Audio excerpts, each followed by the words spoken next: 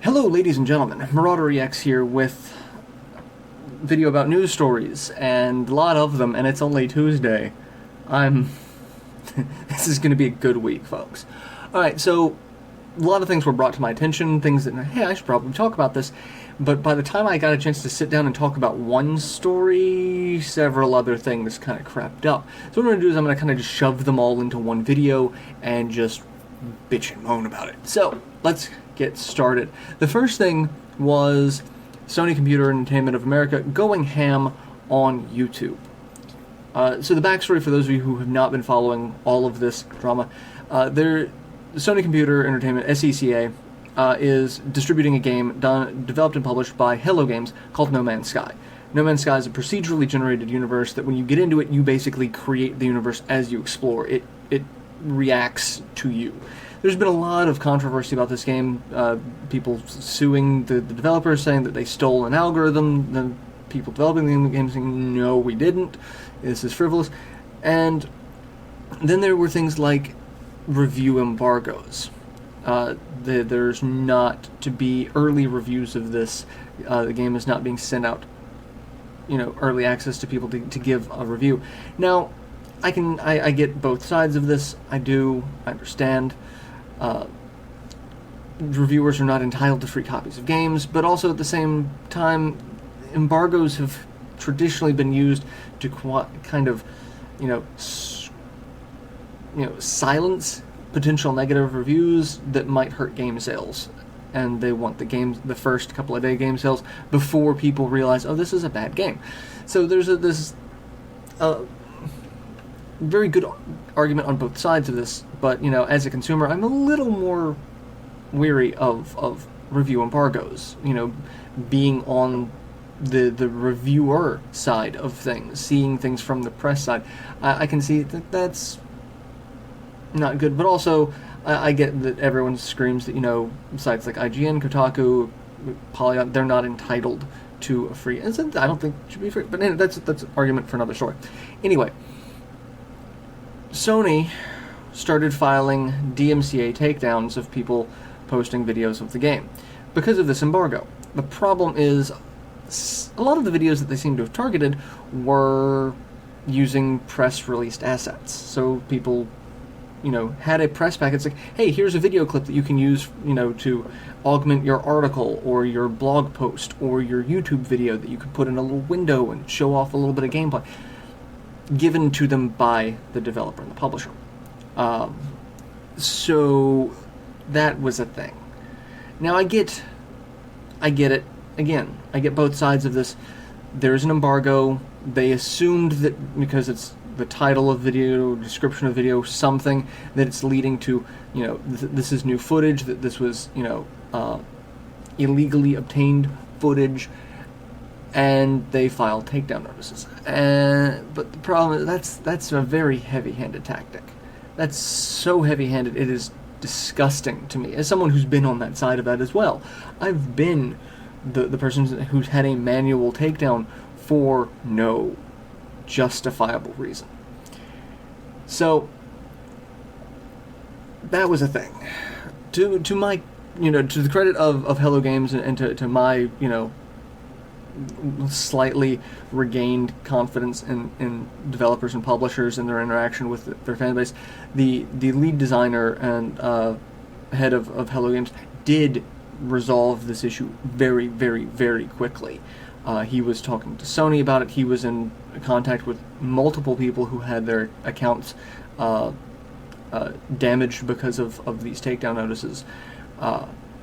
And got everything resolved exceptionally quickly. The problem is, this style of heavy-handed tactic really kind of puts me off of the game. I wasn't terribly interested in No Man's Sky before, but I'm definitely not interested in it now. Between, a review embargo, which that's one thing, but then this. Like, the fact that they were manual takedowns, meaning someone had to be at a keyboard typing up that this is... They either didn't view the video, they didn't pay attention to the video, they just targeted things. And again, as someone who's been on that side of a manual takedown, that's a really scummy thing to do, and then just be like, oh, my bad, sorry. Filing false DMCA claims, at least here in the US, that is a crime. So the fact that these guys went through and did not pay attention to anything, like, I really think at the very least the person who manually it should be fired, and some sort of, recompense should be given to the people who were affected negatively. Either that, or I really think the people who were negatively affected should say, hey, this was a false DMCA claim, you didn't really have a right to do this, yeah, you fixed it, but you still did it in the first place. I kind of want to contact a lawyer, and granted, Sony, Hello Games, they would all settle very quickly out of court, but this type of thing needs to stop happening. Just right off the bat, it needs to stop. And it's getting ridiculous. It's not getting better. YouTube said that things were going to get better, and it's not getting better. It's not.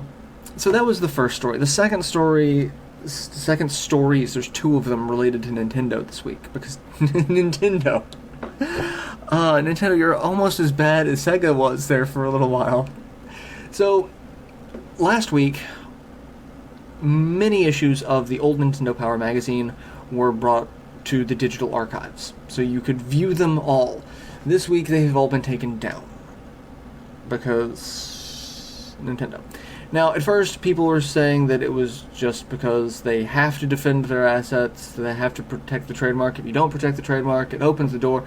There's a lot of trademark and patent laws, and I've started looking into trademark, patent, and copyright laws for other things, and I've realized that it is a just clusterfuck of laws that really are poorly written and designed in a lot of cases, and they have to be enforced in very specific ways, otherwise it crumbles.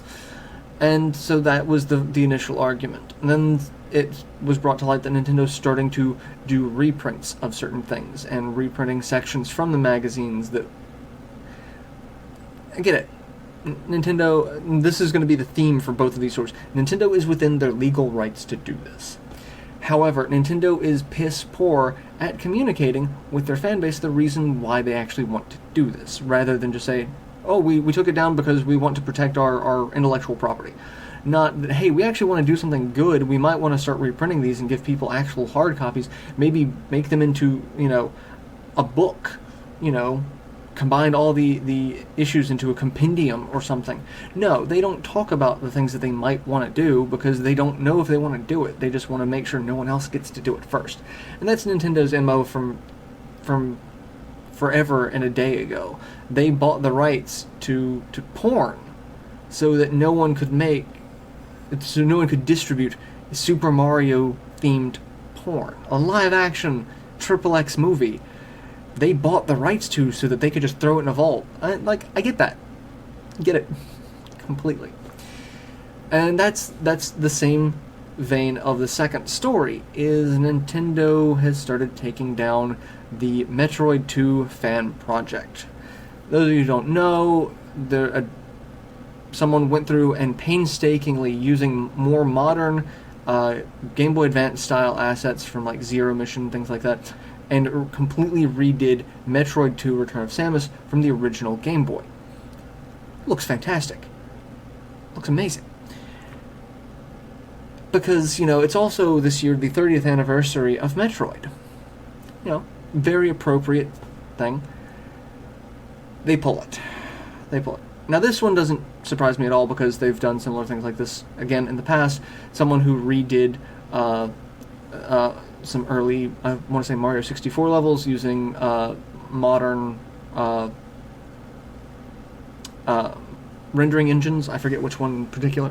I want to say like Unreal 3 or something. I don't remember. It's been a while. But they took that down because he actually used assets from the original game. It's like, okay, that's the thing. It's like if he had done everything from the ground up, making everything look Mario-esque, as close to the original assets as possible, but they were his assets, that would be something completely different. And there would have been a little bit more of a leg to stand on, but this one's like, I used the assets. Same thing with this Metroid game. used the assets, they're going to go after it. I get it. I do. But the problem is, the fans are pissed off. This is the second major anniversary that Metroid is getting ignored. 25th anniversary went through without so much as a bell or whistle. This is the 30th anniversary, and again, not anything. The only reason why I knew it was the 30th anniversary is because I saw the picture of Samus with the sad party hat alone in a room, and it made me feel bad. It really did. It made me feel really kind of depressed about this. So, I get it. It's their stuff. You know, the logic behind it is, oh, well, this is going to take away from the virtual console sales of Metroid 2. I'm to be completely honest, I don't even know if Metroid 2 is on the virtual console. I haven't looked. Not going to look. I don't really care to spend $5 to buy a digital copy of a Game Boy game on a console. That's just, like, you could buy it on the Wii U or the 3DS. It doesn't matter. I'm probably not going to buy it. Just not. That's just not something I would be interested in. And, you know, from my perspective, that seems kind of silly. It's like, oh, this fan game is going to kill sales for a $5 virtual console title. I'm sure there's someone out there that can find some statistics that'll back that up, but the same token, I bet people could find statistics that show the fan game would not actually hurt sales. Now, what people wish would happen, and, you know, if wishes were horses something, there's a saying in there, I don't know what the hell it is, but anyway, you know, best perfect world case scenario, they cut the fan game so that people can't play it for free, they bring the developer on, have a couple of people assist him so that they can, you know, clean up, polish the game, and then release that as a $7 virtual console title. Looks better, looks great, was done by one person, you've got a very low overhead, give the guy, you know, some residuals from the sales, and everyone walks away happy. Guy gets a really awesome thing that he can put on his resume, that I did this game, got released. You know, Sega's been doing that with the Sonic titles, you know. Come on. Nintendo, there's the saying, Sega does what Nintendo don't. Nintendo could just easily say, yeah, let's bring you on, we'll do this. But no. It's not going to happen, because we don't live in that kind of perfect world. But two instances this week alone of Nintendo just going, fans! And that's it. I feel really bad about that.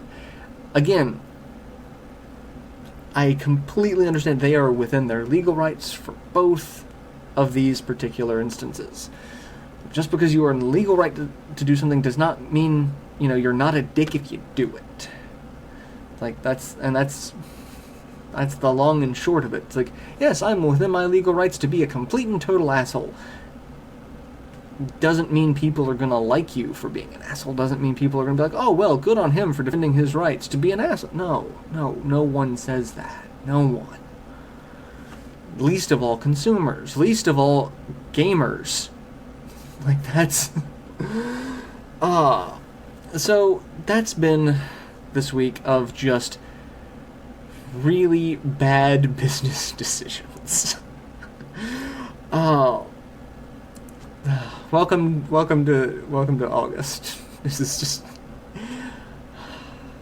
like I said, it's Tuesday, and this is what I'm dealing with. So yeah, No Man's Sky review embargoes, heavy-handed DMCA claims that again were fixed. Good on you for fixing it quickly. Still better than what Sega did, because Sega still hasn't fixed the problems they caused with their heavy-handed DMCA claims. It was what, 3-4 years ago at this point? I have lost count. I've stopped paying attention. And they still haven't fixed it. So, yeah, that's a thing. And then Nintendo pulling digital archives for maybe the possibility of selling it again. I don't know. I mean, as someone, I've recently gone through trying to find all of the original articles, blurbs, and previews and pre-release information for Shining Force 3 as possible. since I've been redoing the project. I found one magazine that had an article in it. I know there's another one out there floating around. Someone who's really wishing that these things were digitally archived so that I could find this information.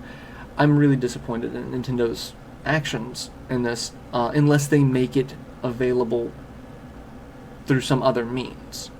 But, you know, having a digital archive of these things would be really helpful, really beneficial. So, yeah, that sucks for us, but, you know, yay for Nintendo protecting their stuff.